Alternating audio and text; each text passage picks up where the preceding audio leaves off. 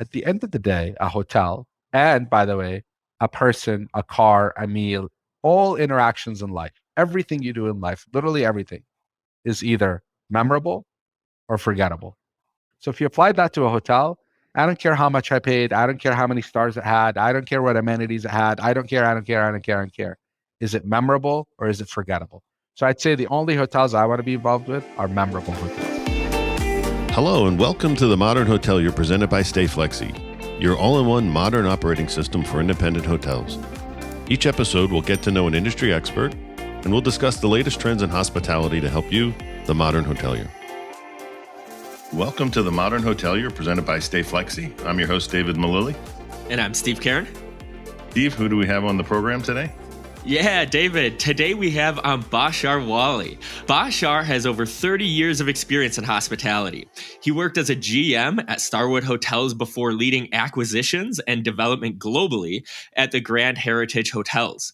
Bashar then served as a president and CEO of Providence Hotels, where he grew the company from 5 to 15 hotels and expanded the collection from a Pacific Northwest to an award-winning national brand. Now Bashar is the founder and CEO of This Assembly and Practice Hospitality. Welcome to the show, Bashar. Thanks, guys. Delighted to be here. All right, we're going to get started. So we're going to go through a couple areas. We're going to get to know you a little bit better, get to know your career, what you've done, and then we're going to ask you some industry questions. And so here we go. So what was the first job you ever had? For a non-native English speaker, my first job was PBX operator. And no, not the plug-in 50s style, that we actually had a phone with buttons and numbers on it. And for those who don't know what that is, you answer the phone and direct the calls. Who did you admire growing up?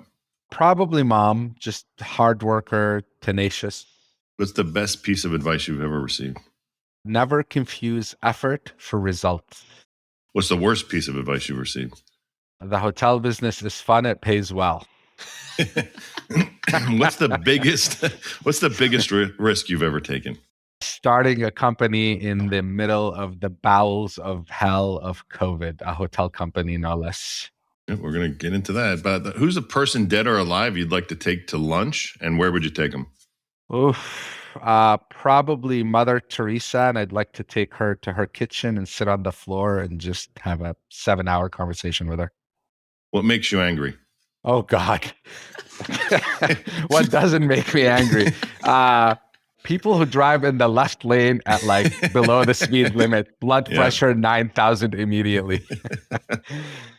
What scares you? My daughter, who's 17. What's something that you wish you were better at? Sleeping on planes. I have a trick I'll tell you later. If you could have a superpower, what superpower would you like to have? Teleportation, because I want to visit all 193 countries and 2 territories. Awesome. Well, that was great. Now we'll get to learn a little bit more about you, what makes you tick, and your background. You grew up in Damascus, Syria. Is that correct? Yep. And how did that shape you into who you are today? Well, first of all, my love of urban, I'm an urban rat. Damascus, Syria at the time was 3 million people. You know, we lived in flats or in a home. So I've always been a fan of the energy cities provide. And my favorite pastime was and still is flaneur, is a French word that means he who wanders a city aimlessly. And I remember growing up just literally walking for hours on end, just admiring, engaging all my senses, whether it's architecture or fabric or texture or spices or dirt or garbage or rats or whatever it may be.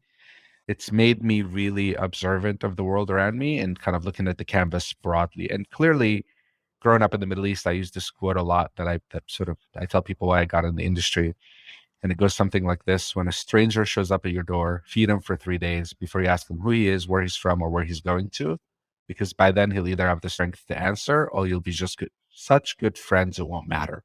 So this idea of hospitality is very innate in that part of the world and lots of parts of the world, but it certainly has sort of shaped my view on what hospitality is and what it means. What made you decide to go to Johnson & Wales and take a degree in hospitality?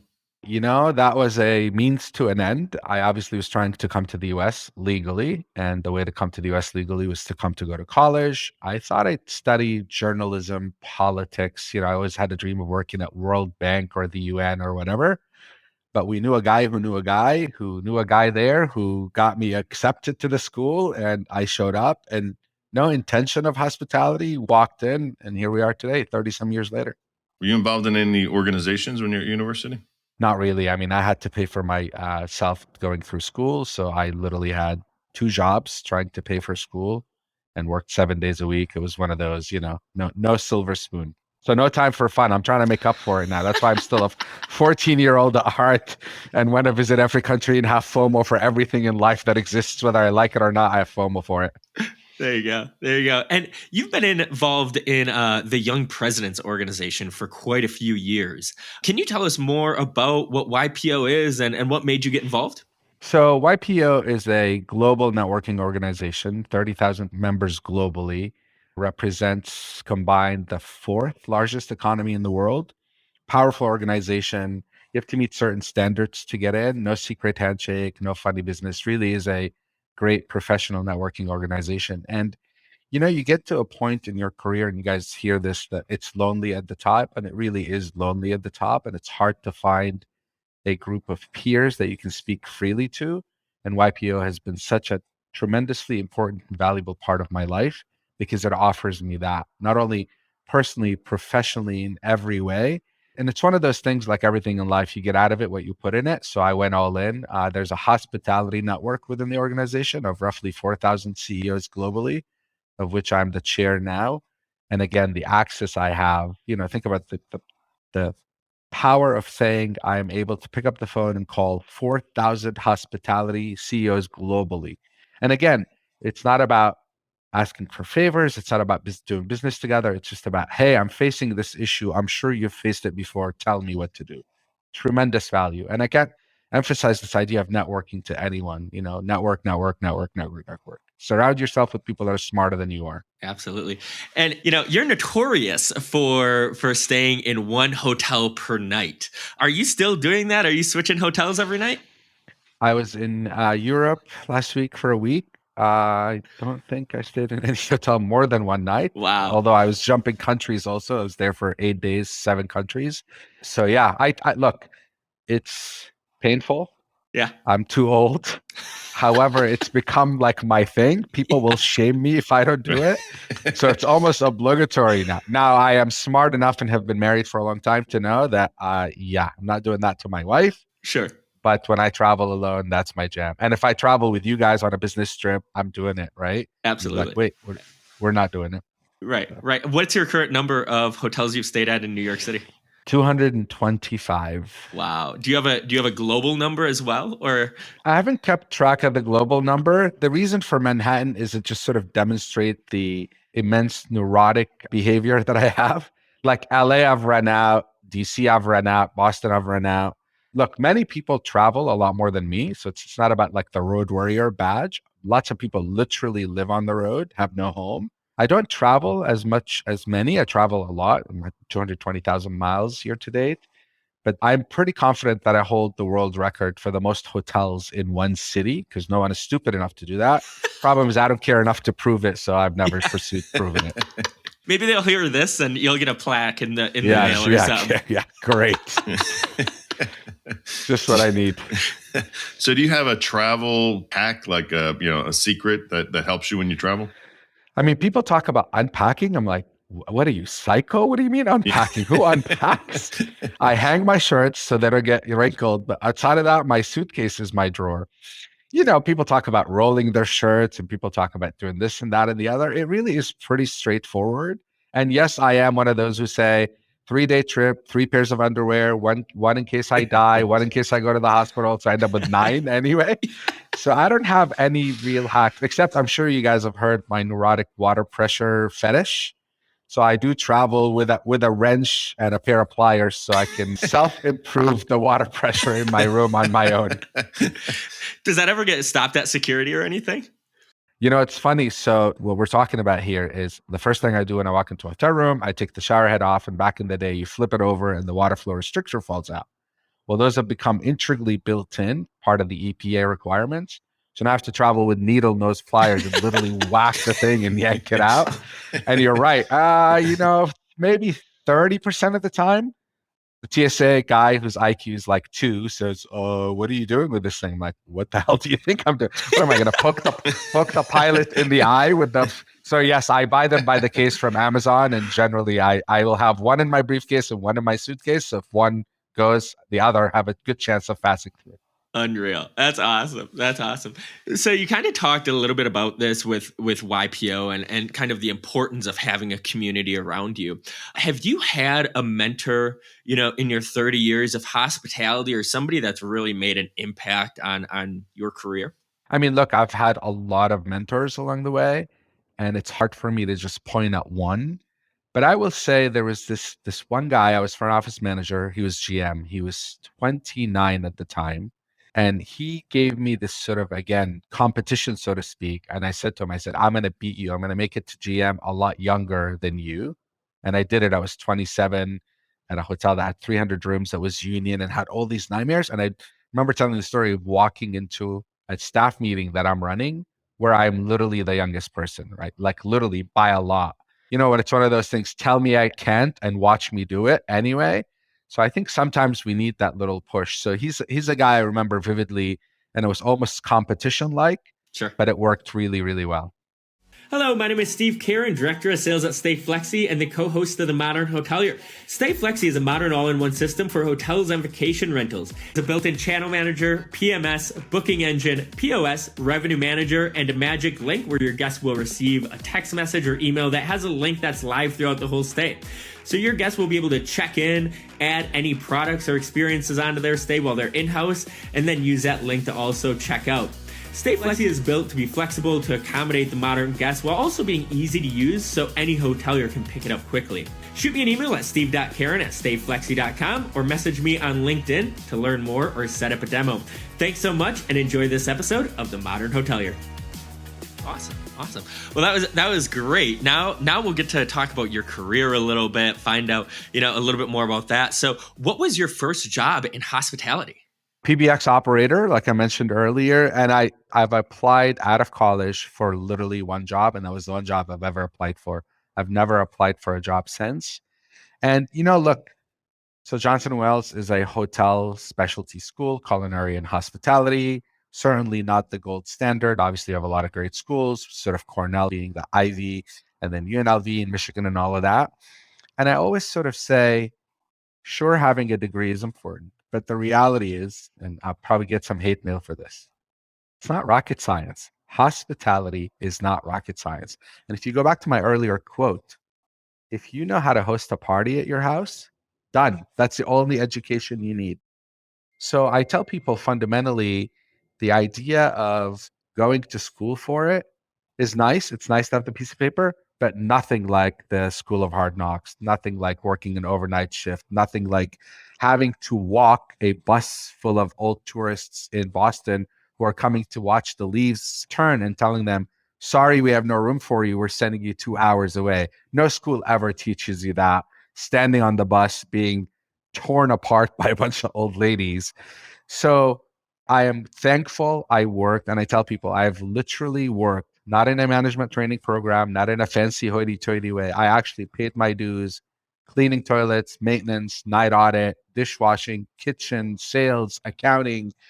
And I love how that has grounded me and given me a whole different perspective than, again, some hoity-toity Ivy League education where I think I know what I'm talking about. You kind of mentioned this, like you kind of did everything in a hotel. Did that help you in your role when you did become a GM for Starwood? I mean, clearly 100%. And people say, well, how do you do it? It's very easy in a hotel construct. I never said no, ever. I literally would be working a double shift and it's now 11 o'clock and the night auditor calls in sick. And they're like, can anyone stay? Of course, I'll stay. Or someone says, my computer broke. I'm like, I'll look at it. Because if you're not afraid to tackle something, that's how you learn fundamentally, right? So if you just jump all in and you're open and willing to learn and not timid about it, that's essentially the school of hard knocks, right? Like pretend enough to convince them because you're going to learn how to do it once you get your hands on it. So from Starwood, you went on to become vice president at Grand Heritage Hotel Group. What was that like, leading the efforts for North America, British Virgin Islands, and Mexico? It was a really interesting company at the time because we specialized in historic assets only before it was a thing. So you had these amazing properties that truly were the true, authentic, original storytellers because they actually had a story to tell, right? It wasn't some random branding that someone created to tell a story. These buildings on average were hundreds of years old. They had European assets as well. So it was a very rewarding opportunity. And again, I was, probably now I was in my early 30s and I was traveling the world, living on the road, and going from being some hotel operator to sitting down and negotiating big deals. It was such a great learning experience. And my wife, to whom I've been married, Eileen, for a long time, I had a great system at home. I had a stable sort of thing at home that allowed me to do what I do, because otherwise, like I mentioned earlier, I think about it. Am I better off having partied a lot in my 20s and 30s and then thought about sort of becoming more serious? Or did I do it the right way? And there's no right answer, but for me, it was the right answer because it afforded me the opportunity now to get to a point, self-made, no handouts from anyone. I worked my ass off early on to be able to enjoy the reward of that now. So it was a really Absolutely. great experience. But listen, lived on the road, different cities, different countries, and people think it's fun. It's not when you live on the road that way Yeah. back then. So, but it was a great, rewarding experience. And dealing with historic buildings, as you know, they're nuanced in a lot of ways, kind of sets you up. So when someone talks about a building that's 10 years old, I'm like, child's play. Absolutely. One of those hotels is the Stanley Hotel. I live in Colorado, about an hour away from there.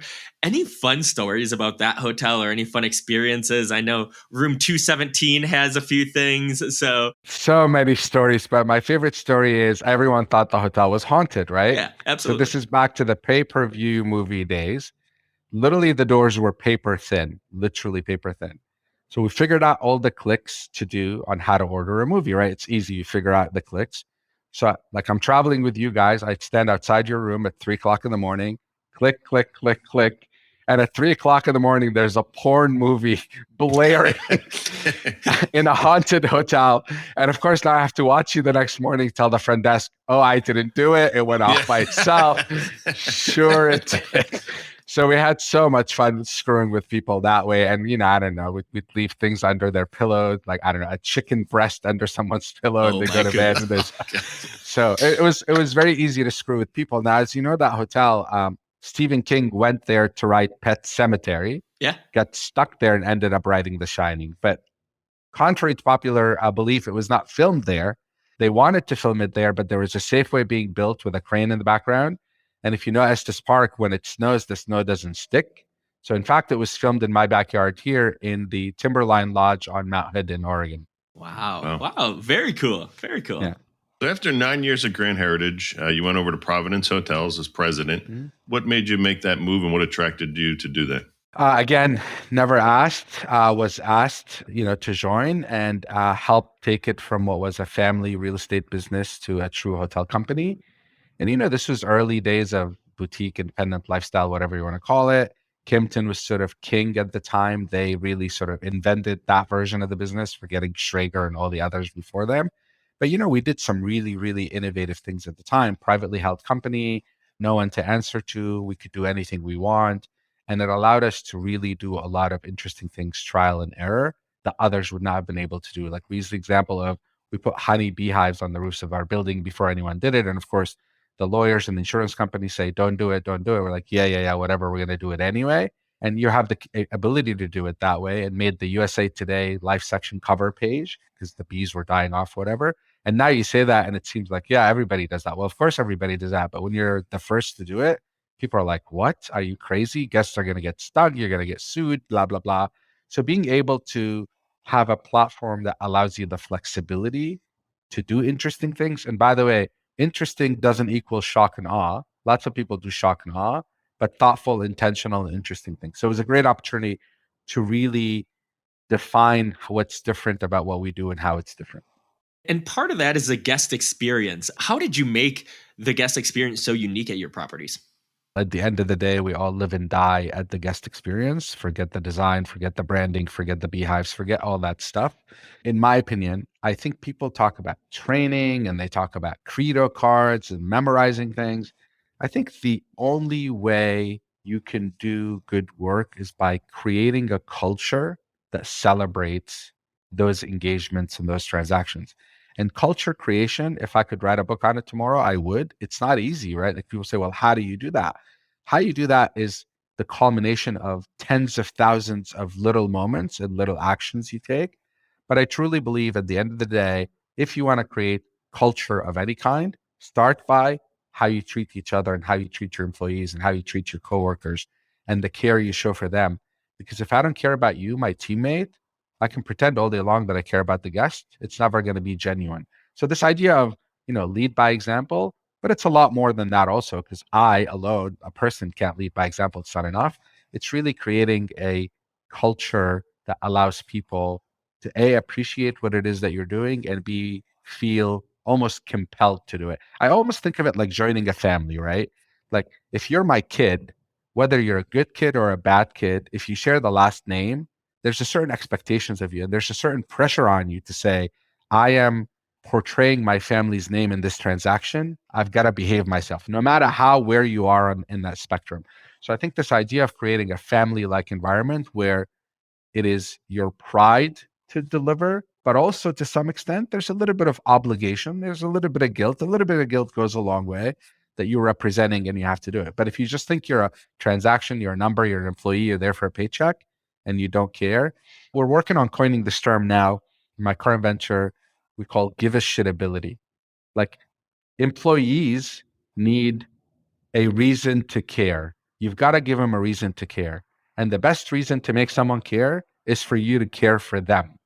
So if I show you I care for you, you're inevitably going to have a tiny bit of guilt that will make you care back, so to speak, right? And I think that translates in the guest. So culture, culture, culture, culture. And no, there's no guide on how to do it, and there's no training book on how to do it. You've got to every minute of every day always do the right thing, and it happens organically. Is there something you're most proud of when you were at Providence? I mean, our team, obviously, I did nothing. I had an amazing team. I was proud of our diversity on the corporate team. We were, I think, mostly females. Whatever God created, it was like Noah's Ark. I had them all. Our team in the field, early days, also female GMs.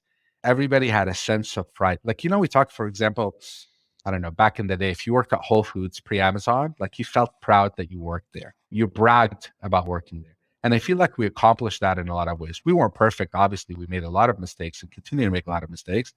But I think creating a place, back to give a shit ability, where people are proud to be associated with, I think goes a long way. Again, family, right? Like this is not rocket science. When you joined Grand Heritage Group, you started Levant Hotel Holdings. Yeah, that one is my personal sort of investment company. It doesn't have any employees or anything. It's just my own. Once I drank the first cup of Kool-Aid, I was in on hospitality, right? So I always knew I wanted to be in hospitality. So I created that vehicle to allow me to tinker with other things with hospitality on the side. Yeah, it's funny how you know right away. I mean, it's interesting. I tell the story. I just even being a busboy, like I just knew right away that I'm like, okay, I'm going to be in hospitality. I don't know how I knew it. I just knew it. Funny you say that now. Like I go with Eileen, my wife, to a party. She hates going to parties with me because you'll invite me to your party, right? And Steve's at your party, and I'll walk up to Steve, who I don't know, I'll be like, "Hey, Steve, how's it going? Bashar, can I get you a drink?" And my wife will be like, "It's not your party. Like, why are you working the party?" But once you have it in you, right? Like the job description I have for myself is I call myself the host of the soiree. Like wherever I go, and by the way, some hosts hate it. They're like, I'm taking their spotlight. Like, why are you messing with my guests? I got this. I'm like, no, you don't got this because Steve has an empty glass in his hand. You are not doing it right. His glass should not be empty. So I think to your point, David, once you have it, well, let me rephrase this. We all have it. We all have it unequivocally. Once you realize you have it, it's hard to let go. It's funny you say that because people looked at me like I was crazy. I was just at a meeting in New York and lunch was finished, but I wasn't running the meeting. I was, somebody else was running it. I was kind of like the side, and I started cleaning up people's plates. And people were like looking at me like crazy, but I needed them to focus on the meeting and not worry about cleaning up their plates. But it was it's funny when you see those faces. In that vein, literally, I will fight you to the end for holding a door or being the last to walk in a room. So I go to New York and it's muscle memory. I hold the elevator door and let people on. And in New York, people look at you like, what? Who are you? Why are you doing this? Right? So it's funny, but it truly becomes muscle memory. Like I joke about the brand guys that have grown up with brands. They have the karate pillow chop in the lobby. That's all they do all day is the karate chops, the decorative pillows. And it's muscle memory, right? So I think this sort of holding the door and cleaning the table for us hotel people, it truly becomes muscle memory. In July of 2020, you started the Assembly and Practice Hospitality. I got to ask, what made you leave Providence and start two companies right in the middle of the pandemic. That is a very long story for another day. But the why start, I mean, there's conventional wisdom about the best time to start is, in fact, during the worst times, because you become more resilient, you pay your dues quickly and immediately, you suffer a lot. And we seem, whether you're religious or not, it seems like we as a species like to suffer. Suffering equals success and or happiness. Like you can't just be born happy, you have to suffer to be happy. So I think it was a really great time. As bad as it was a really great time. And I think as we think about it and as we think about what our proposition was, it was a moment of reset in our industry that made people rethink everything. And I thought it was an ideal time to allow me to practice what I've preached for a long time freely. Because remember, there's always a board or an investor or whatever. And in this case, there's none. So if we don't do a good job, it is on us. We can't blame, there's no scapegoats, right? So it was great to have a blank canvas to really try to change the narrative a little bit. Look, our industry, in my opinion, has had two disruptions ever in its history, in my opinion. The internet, which disrupted everything, obviously, and then Airbnb. Outside of that, it's been largely ornaments on the tree. The tree is still the same. And I think our industry could stand some additional disruption. And I don't know what it is yet. If I did, I probably would be on my yacht in the south of France right now, probably still talking to you guys because I love this anyway. But ultimately, I felt like I needed the freedom with no shackles, with no handcuffs to be able to practice what I preach and do good work. And look, at the end, I don't want any portraits or books or anything like that. I just want someone someday to say, "Oh, yeah, you know, that guy did good work for our industry." And that's really all I ask for. So, with the assembly came the practice hospitality. How's practice hospitality different? Yeah. So the two distinctions between the two companies, this assembly is the holding company, and it's ultimately going to do lots of other things in the hospitality space, owning real estate. In fact, I was tinkering and still am with a Web3 marketing agency. So it's designed to be a catch all for whatever muse I have of the moment. Practice Hospitality is a hotel management company that owns nothing but is a service provider owned by this assembly. But I wanted to be able to have sort of an umbrella that allowed me to not dilute and confuse. So Practice Hospitality is a hotel management company. This assembly is the parent company that does other things. Is there something specific in your mind that makes practice hospitality different? Hotel management companies, dime a dozen, commodity, lots of great ones, know them all, know a lot of their founders and CEOs, great people, smart people. Here's the analogy I use with practice. You and your spouse are trying to have a baby and you can't, and you work hard and you finally have a baby, and it is the apple of your eye. You are invested in everything that happens to that child that you brought into this world. And now you need to go on a trip. Do you give your baby to someone to manage?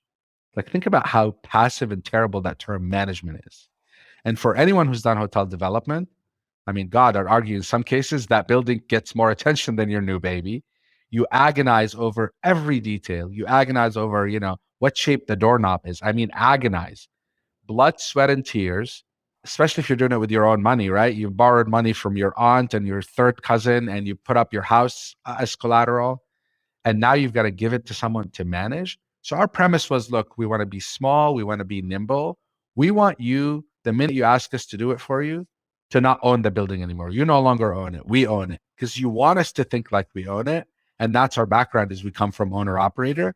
So we said lots of great management companies out there. But if you want more than management, in fact, we tinkered for a little bit with, do we call ourselves a hotel care company, a hotel nurture company?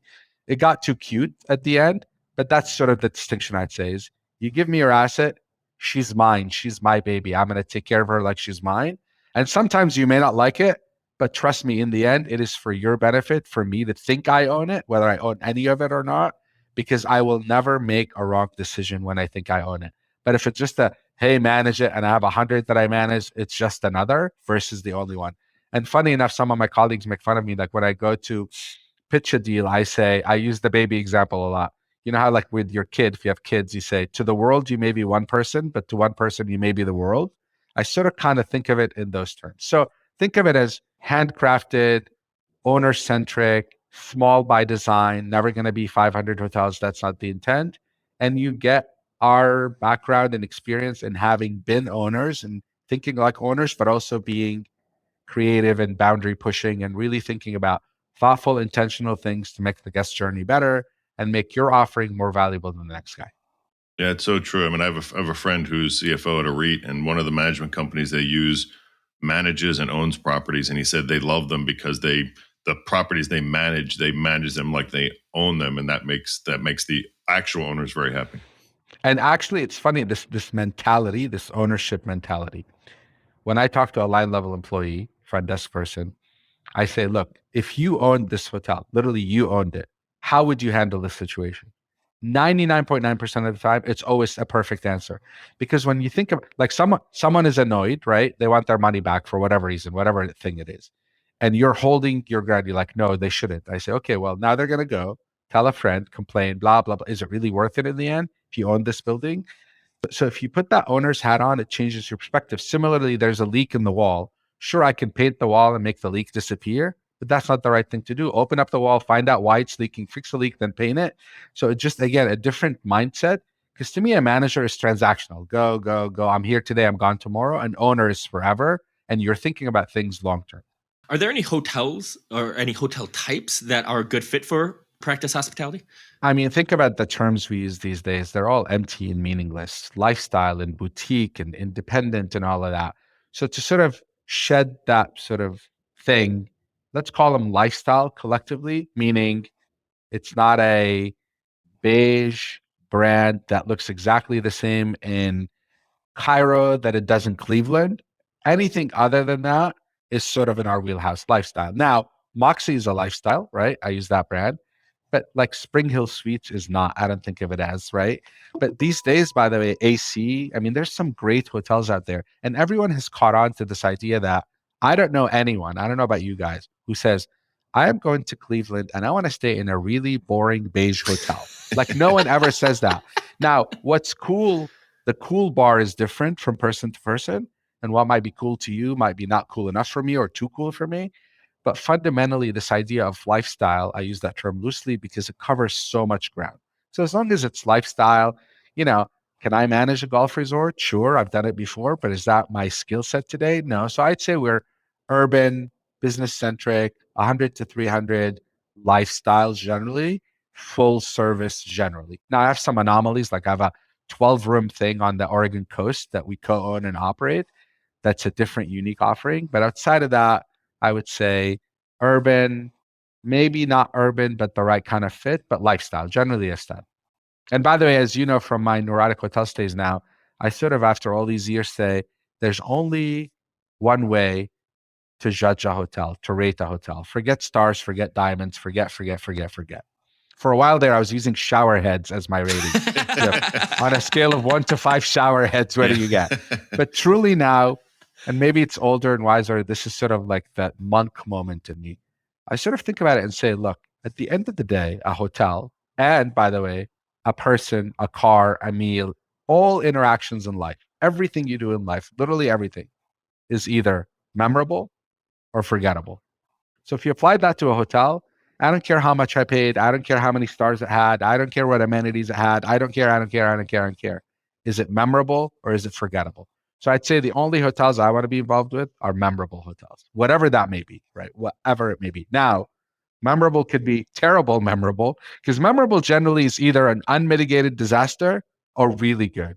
So hopefully we're on this side of the equation, but memorable. And if you really distill that down and think about it, if I don't give you a reason, David, to go home and tell your spouse, your partner, your friend, your neighbor, hey, I just stayed at, and you won't believe, then all I've given you is a commodity.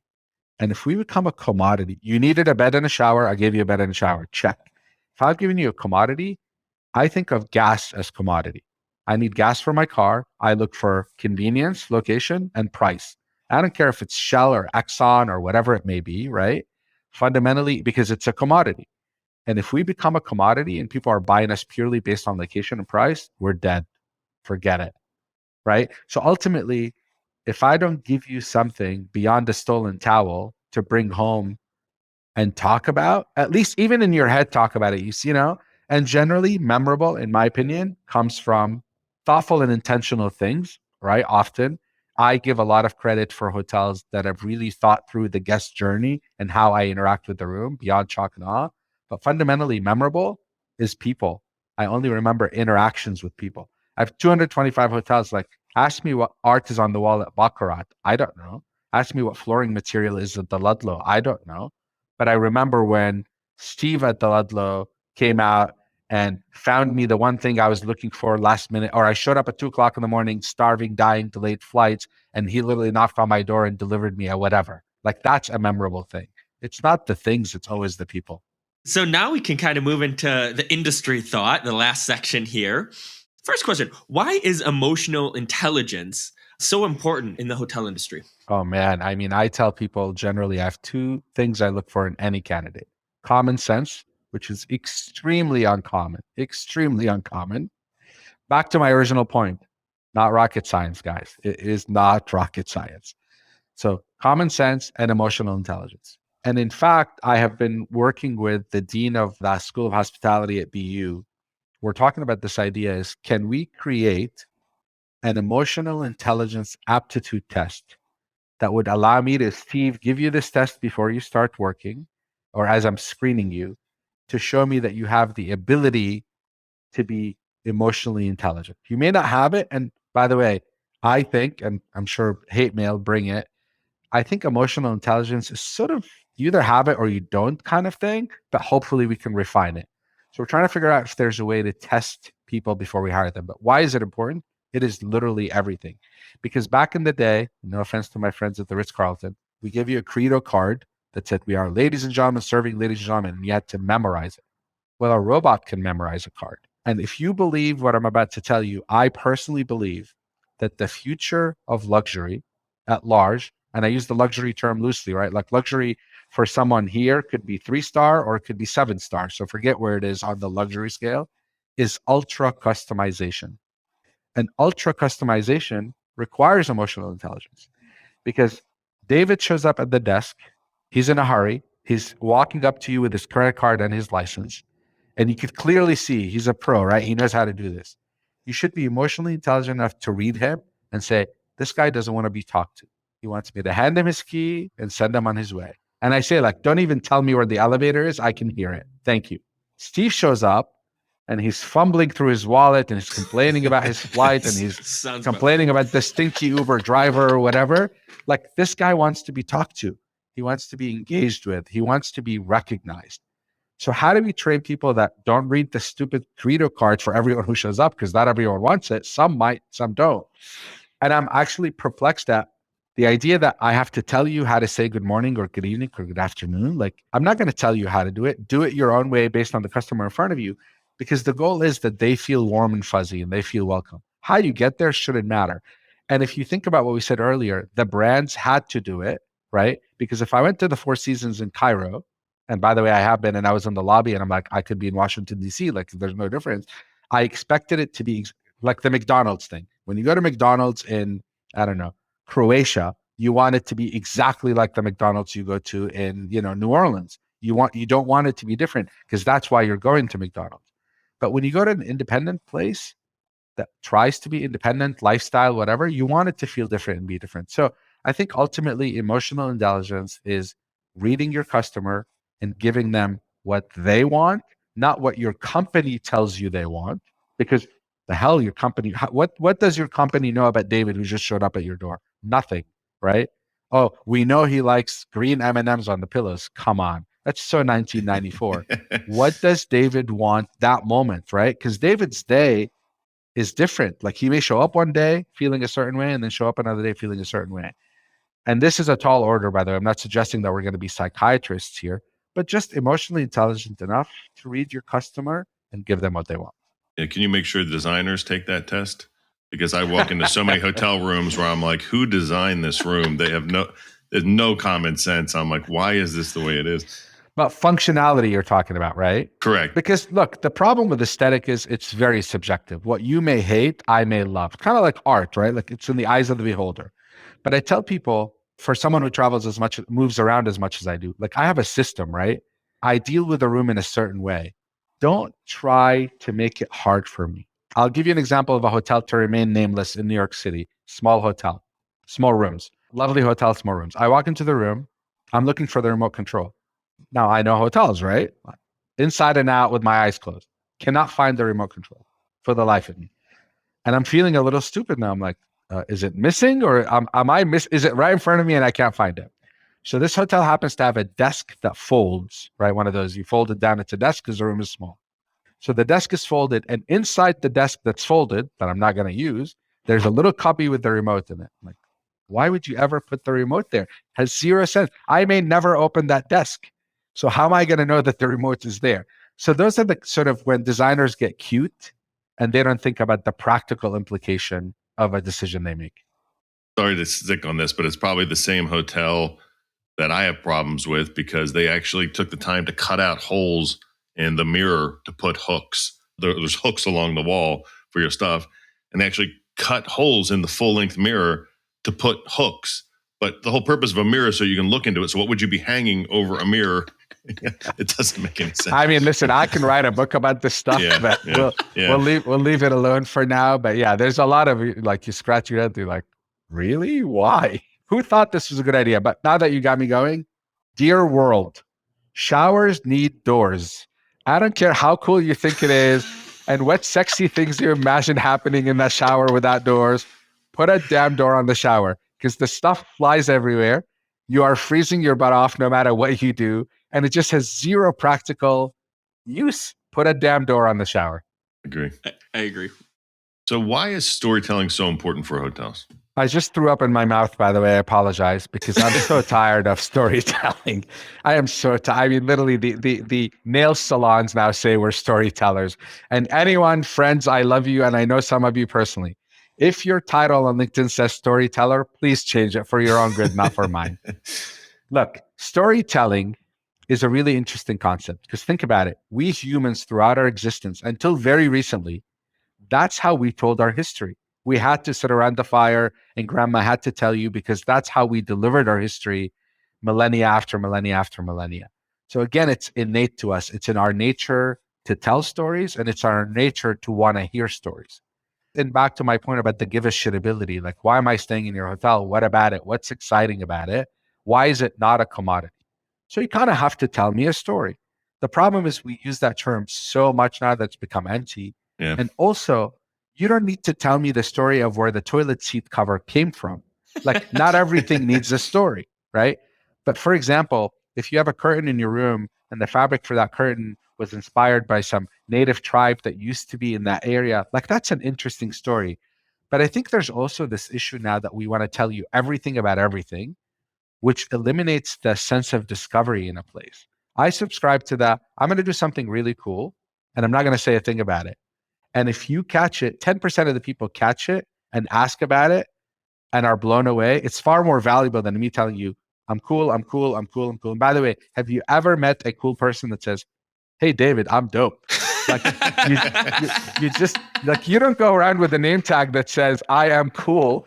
It just happens. It's who you are. It's your authentic self. And the minute you have a sign that says I'm cool, by definition, you're not. Cool people do not say they're cool, period. So the storytelling business has gone to the extreme. We need to comment. We need to take it down like 72 notches and kind of let it be. Of course, I say weave a narrative throughout your building, throughout your offering. But telling stories has I'm standing on a soapbox and monologuing you. Weaving a narrative is I find it when I find it, I don't when I don't. And in the end, if I get the whole picture, I am blown away because it just works so beautifully together. Do you think it's hard for independent hotels to break away from the mold and kind of find their uniqueness? What a great question. And the problem now is Curbed a few years back came out with a how to build a cool hotel guide.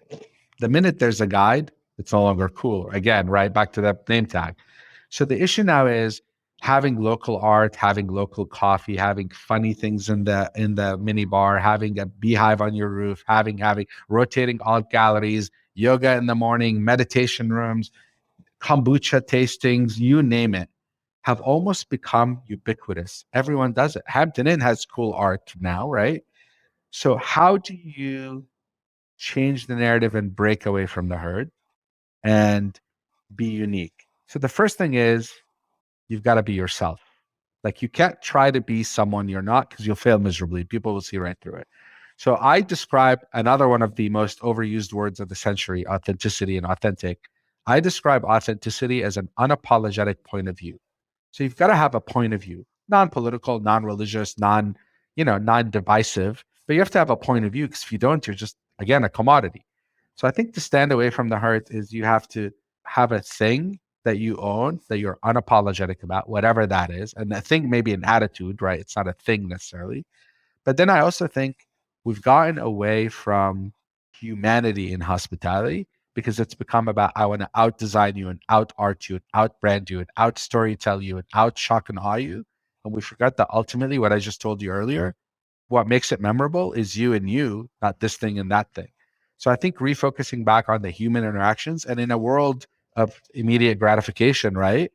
I want it now from whether it's dating or whatever it may be. I think the art of courtship is lost in our society. Having a moment with a guest, like a sincere sort of connection, I think that's what's going to set you apart and break away from the herd. Because the herd is throwing things at it, but ultimately, what's going to make you memorable is if you focus on how you interact with the people that walk in your door every day and how you treat them and how you care for them when they're in your building. So one of the things that bothers me, and now that we've been talking for a little, I would love to get your opinion on, is what do you think of these city-centric hotels that are charging these, what I think are kind of crazy amenity fees? You know, they charge you $40 a day, and they say you can get your phone included, access to the fitness center, Wi-Fi. What do you think about this? David, really interesting question. And it's kind of become a third rail in a way. Look, it's really, really, really hard to make any money in our business today, notwithstanding COVID. The margins are getting squeezed to death for the right reasons, by the way, because we must pay our people better. We must treat them better. Unfortunately, the consumer is not paying for it. And at the end of the day, we have responsibility to investors. So I'm going to call it like it is. I'm going to give you the real answer because people are going to dance around this subject. You'll get the honest truth from me. We're not in the business for charity. We're in the business to make money. And again, we have responsibilities to investors. So for us to make money and reward our employees, the only way for the math to work is for the customer to pay more, meaningfully more. And the customer has been resistant about paying more, particularly in a soft market, because they have options. So this amenity fee, we call it, really became a way to mitigate our issue of cost. Because what was happening is we had to give you free Wi-Fi because it became the norm, but Wi-Fi costs money. We had to give you coffee in the morning. We had to give you a wine hour in the evening. We had to give you. So that was a way for us to compensate ourselves for all these things we had to do to be competitive and fundamentally to make sure our teammates are being treated well and getting a living wage. And although we all hate it, and I agree with you, by the way, some places I go to, they're like 24/7 front desk. I'm like, you're a 4-star hotel. You better have 24/7 front desk. So I would say, so long as you are in fact putting real amenities to it, sadly, it is a lifeline for hotels. They need it desperately. Some are abusing it and they should not be. But I would much rather, and I'll say it on record, I would much rather charge you a little more in rate and not have to do this. The problem with charging more with the rate, as you know, becomes this psychological $9.99 thing. So I would say, look at what they're offering you, think about it, and be a bit more forgiving about it. Because it really is truly a necessity. We're not getting rich off it. We're supplementing our loss in the exponentially more expensive world we do business in to allow us to stay in business. Because if we don't stay in business, it's no good for you. It's no good for our employees. It's no good for anyone. Yeah, no, well said. I mean, I think that is the biggest issue is how they phrase it, how they present it, and package it. And by the way we make it work is we over package it. We give you too much. And a lot of people say, well, I'm not going to use this. But everyone will say, yeah, I have coffee. And yes, I use the Wi-Fi. And yes, I do this. As long as it's not outrageous. And I've seen it outrageous in some places. So outside of the labor shortage, what's the biggest challenge facing our industry that people aren't talking about enough? I think people are talking about it, and I wish I knew the answer for it. But generally, my hotels, like I said, are business center centric, city center business centric. And not if, because it is, not when, because it is back, business travel, but how much of it? And no one can answer that right now. So if business travel is back at 50% of 2019, God help us all. We are in for a long, long period of hurt. And you're going to see a lot of hotels go into bankruptcy and back to the bank. If it's back at 70%, sure, we could probably live through it. But the problem with these urban city center hotels is, their bread and butter is the Monday through Thursday road warrior. The tourists are nice. But if all of a sudden the offices aren't back and people aren't back and people aren't traveling as much, then there is a seismic shift in our industry that makes these markets extremely oversupplied for what they need. And what happens to all those assets? I mean, it's sort of the same conversation if you're in the parking business and you truly are visionary and you are thinking about, driverless cars. A car is going to drop you off in your office and go on and park in the suburbs somewhere. It doesn't need to be downtown. So that's probably a decade plus away. But this issue is here now. Count malls again. What do you do with malls? But this issue is here now. And the office, we know for a fact, won't be back at 100%. But what we don't know is what I said, 30%, 70%, 50%, who knows? That to me is a major, major, major issue. Now, the drive-to destinations and the resorts, as you saw, have had record years. But I tell people, if you want any economic indicator, look at your Facebook feed this last summer. They weren't in the Grand Canyon and they weren't in Palm Springs. They were in France and Italy and Switzerland. So I think a lot of those places will subside. They're going to do better than they did historically, but they won't see the kind of euphoria they saw for the last 2 years. So if anyone was blind enough to think that that gravy train will not come to a stop and went and built, those people are going to probably get hurt also. But to me right now, for my business, my biggest concern is business travel velocity once the dust settles. And we're still in the dust settling mode. Great answer. We've talked about how important the human element is in the guest experience, but what are some ways that hotels can utilize technology to create a better guest experience? Great question. How do we utilize technology to help us do what we do better? During the pandemic, people jumped on the technology bandwagon because it was a human elimination tool and thus a cost elimination tool. And I think we went too far with it and too extreme with it. So I order a towel in New York City in a hotel and a little R2D2 brings me a towel to my room. Perfect. I don't need any human interactions when I'm dripping wet and trying to, get an extra towel. And self-check-in I've done, and I like it as an option. I don't like it when it's the only option because fundamentally you lose the opportunity to interact with me and impress me with your hospitality if all I'm doing is on my phone on the plane, straight to my room, straight back down and straight out. Now, airlines have perfected that science. Like you don't deal with anyone, right? You check in on your app and they've cut out, think about that, hordes of people they used to have behind counters checking you in and lines and all of that, all gone. But airlines have the magic moment of having you stuck in that aluminum tube for 5 hours where they can engage with you and interact with you. We don't have the opportunity in hotels. So I think the way to do it well is to have it as an option. And if you go back to this idea of personalization and emotional intelligence, when I show up and I want to talk to me because that's how you're going to make my stay memorable. But if I don't want to talk to you, I have the option to do it electronically, or you just hand me my key and send me on my way. So I think there are ways to do it where it's accretive and it helps my margins, as we're talking about earlier, because we need that help. If it's an option, I'm all in for it. Don't force it on me unless I expect it to be part of your thing. Like some chains, by the way, there's a hotel in Tokyo that I've stayed at that has literally dinosaur robots at the desk. You go there for that. So there, I probably know I'm not dealing with it. But outside of that, optionality, emotional intelligence, emotional intelligence, emotional intelligence. And don't miss the opportunity to make your offering memorable by saying hello to me with a friendly kiss. Absolutely. I think giving guests the option of choosing and what experience they want. I think that's so important for hotels to understand. And then the last question here before we let you go here, do you have any Wally hacks for any of our listeners out here? Oh, besides the shower head, and I don't encourage you to damage property anywhere. I'm trying to think of, and there's the good old fashioned, the remote is the dirtiest thing in a hotel room. And, you grab a bag out of the ice bucket and you grab the remote with it, put it inside out. By the way, one of my pet peeves is having the extra toilet paper right next to the toilet in the splash zone.